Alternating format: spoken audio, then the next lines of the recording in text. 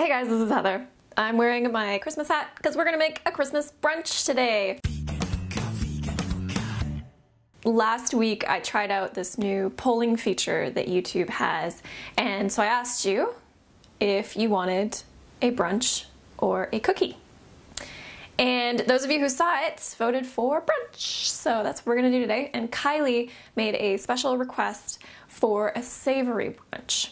And I got thinking about it, and you know what? Most of the brunches that I've ever had in my life have been sweet ones, because that's how my family rolls. That's what I like, you know, pancakes, French toast with lots of fruit and maple syrup.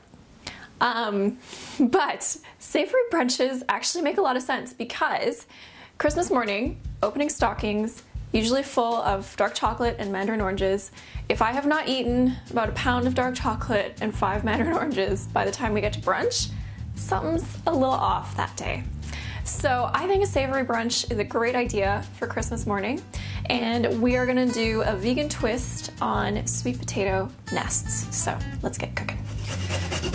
So starting out with the sweet potatoes, we just wanna peel them and then either grate, or you can use a microplane if you have one, or if you have a spiralizer, you could use that.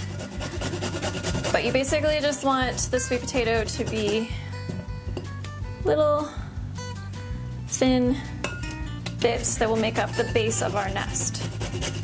My grater is really fine, so these are some very thin strands, and this video is going to be deceptive because I cut out the grating and that took a long time. I'm going to season these with a little bit of salt,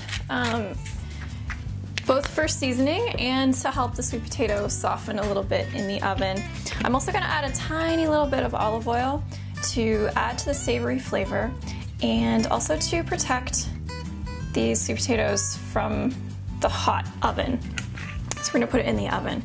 I usually think of oil as sunscreen for my veggies, so you don't need to use it. The salt may be enough, particularly my sweet potatoes are super fresh. They're locally grown, so they're very moist.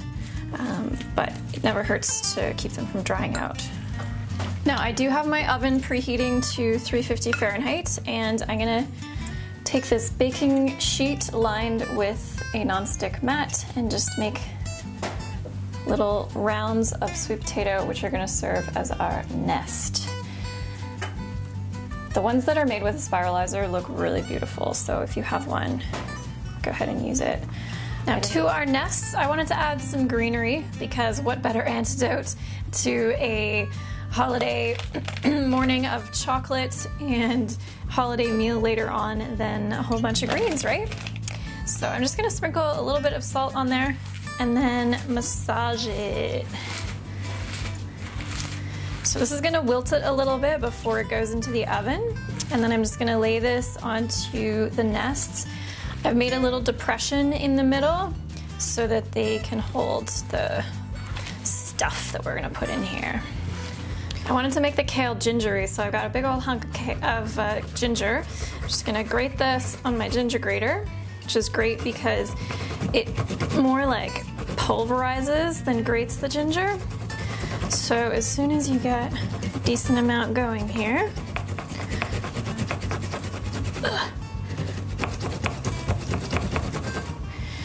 you can actually just collect it together and squeeze the juice out. See how nice that is? Oh, this is a lot. I think I'm actually gonna just toss this with the kale first and then maybe do the rest and sprinkle it, drizzle it over the rest of it. So I'm just gonna take a little bit of the kale and just mush it in there. This is going in the oven, so it will shrink a bit more and get a little crispy, which should be nice.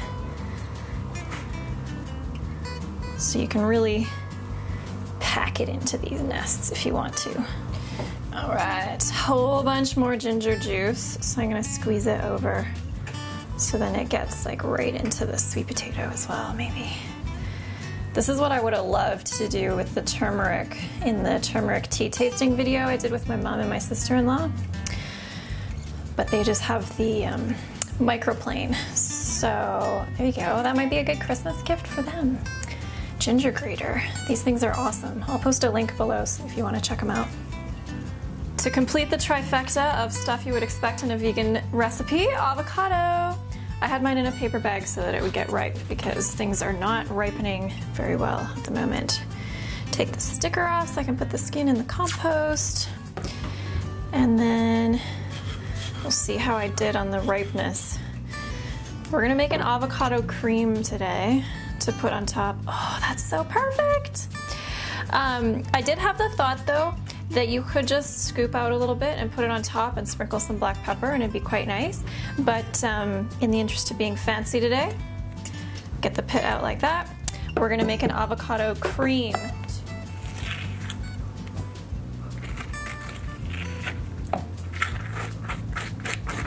Gotta lick the spoon when it's avocado. Now this cream I'm making up as we go. So I've got 1 avocado, 1/4 cup of water so far. My tablespoon does not fit into my nutritional yeast jar, so take the top off. Let's see. Let's start with, I think 1 tablespoon is gonna be plenty. And I've got some fresh mint that I managed to unearth from my garden. Washed it, dried it, and now just taking the leaves off the stems. Dill would also be lovely in here if you prefer. Or cilantro, or even basil. Basil. I'm gonna chop up the white part of a green onion, put that in there, and I think the rest of this I'm going to chop really fine and sprinkle on top of the kale before I put the avocado on.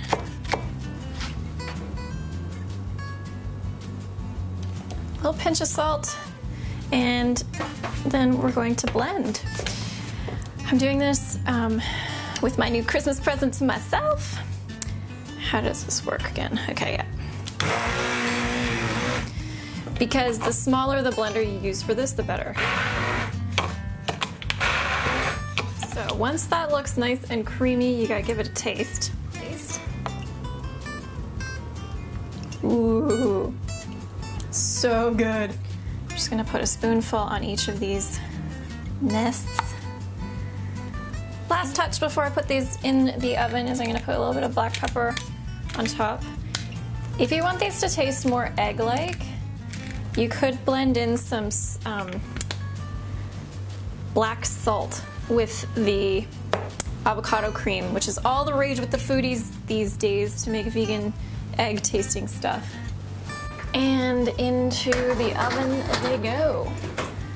Okay, mine were done in 25 minutes because the sweet potato was quite thin. If your sweet potato's thicker, you may want to bake it a little on its own first and then add the kale and avocado. But doesn't that look pretty spectacular?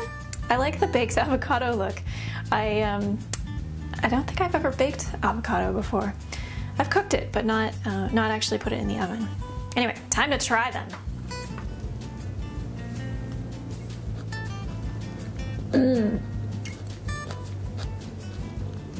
All right, well, I'm definitely enjoying this. Hope you give it a try. Maybe make some of your own little tweaks there. You could put some cinnamon in the sweet potato. You could juice the ginger into it. Thanks for watching. Be sure to subscribe and we'll talk soon.